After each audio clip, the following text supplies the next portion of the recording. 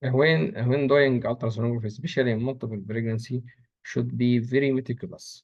In this image, in first look, we diagnosed it as a triplet pregnancy. But actually, this sac number C is not a true sac. It is a subchorionic hematoma. So it is twin pregnancy.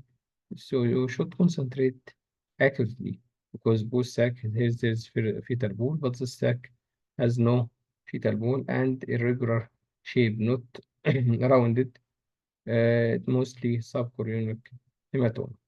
It make easily if you follow up this patient to reach diagnosis.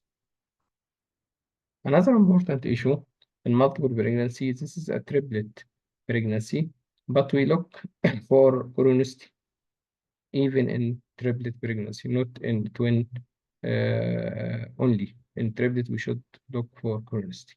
Here is between two these fetuses or sac. This is dichorionic twins because the presence of peak sign. But in this 2 and 3, it is monoamniotic monochorionic because presence of T-shaped sign. It is important why.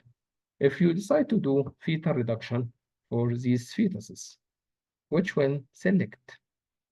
It's better not select monoamniotic monochorionic because we can kill two fetuses because of transfusion between the same placental circulation. So it is better to choose number one and make two other fetuses away from risk of fetal reduction.